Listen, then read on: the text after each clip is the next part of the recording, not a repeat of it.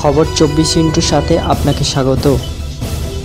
নতুন নতুন খবর জানার জন্য আমাদের চ্যানেলে চোখ রাখুন। নমস্কার, খবর 24 সাথে আপনাদের স্বাগত। আবার আজকে একটা নিত্য নতুন আবিষ্কারের একটা প্রতিবেদন। অস্টিওপোরোসিস বয়স্ক ব্যক্তিদের মধ্যে একটি সাধারণ রোগ, শুধু আমাদের দেশে না, সারা বিশ্বজুড়ে। তবে এটি বিশ্বের সবচেয়ে অনির্ধারিত এবং চিকিৎসার অবস্থার মধ্যে একটা। অনেক লোকের অস্টিওপোরোসিসের লক্ষণীয় লক্ষণ দেখা যায় না যতক্ষণ না তারা একটি আঘাত বা ফ্র্যাকচার অনুভব করে, যা প্রায়শই কিন্তু মেরুদণ্ড ঘটে, যা মেরুদণ্ড বা মেরুদণ্ডের ফ্র্যাকচার নামে পরিচিত।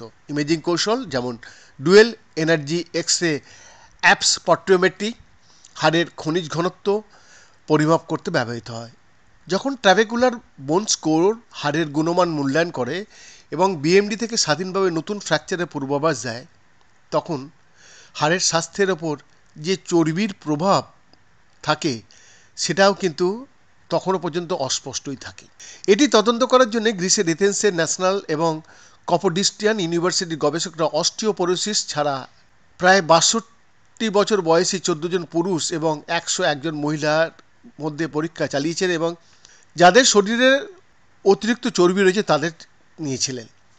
তাদের শরীরের ভর সূচক বা বিএমআই নির্বিশেষে তাদের মেরুদণ্ডে হাড়ের গুণমান কম, নিম্ন টিবিএস ছিল।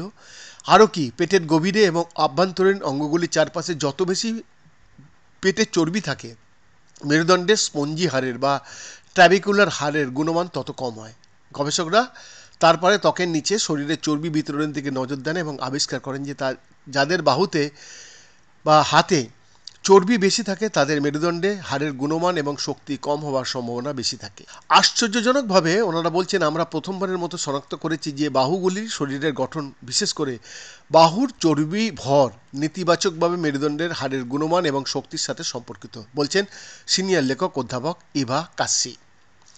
এর অর্থ হতে পারে যে হাতের ত্বকের নিচে চর্বি, যা সহজে অনুমান করা যেতে পারে, এমনকি সহজ এবং সস্তা চামড়া ভাঁজ ক্যালিপার পদ্ধতি দ্বারা মেরুদণ্ডের হাড়ের গুণমান একটি দরকারি সূচক হিসাবে আবির্ভূত হতে পারে।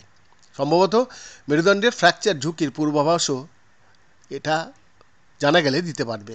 তিনি আরও যোগ করেছেন, এটা লক্ষ্য করা উচিত যে ভিসারাল ফ্যাট, যা আমরা দৃঢ়ভাবে নিম্ন হাড়ের গুণমানের সাথে সম্পর্কযুক্ত বলে মনে করছি, সেটা শরীরের মোট চর্বির হরমোনগতভাবে আরও সক্রিয় উপাদান।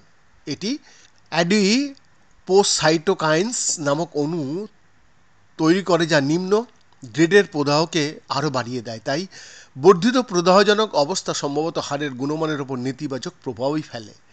প্রফেসর কাশি স্বীকার করেছেন যে বাহুর চর্বি এবং মেরুদণ্ডের ফ্র্যাকচার ঝুঁকির মধ্যে লিঙ্ক নিশ্চিত করার জন্য বড় গবেষণার প্রয়োজন। যদিও আমাদের ফলাফলগুলি বয়স এবং ওজন নিয়ন্ত্রণের পরে শক্তিশালী থাকে, আমরা এখন অংশগ্রহণকারীদের সংখ্যা বাড়াবো এবং 30 থেকে 50 বছর বয়সী কম বয়সী প্রাপ্তবয়স্কদের পাশাপাশি আরও বেশি পুরুষদের অন্তর্ভুক্ত করে বয়সের পরিসর বাড়াবো, তিনি বলেছেন।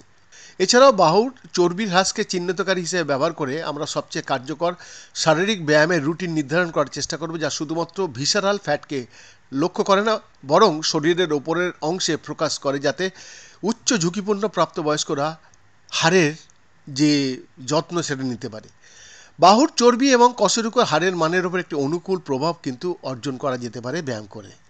বৈদ্যনাথ দাসের রিপোর্ট, খবর 24/7।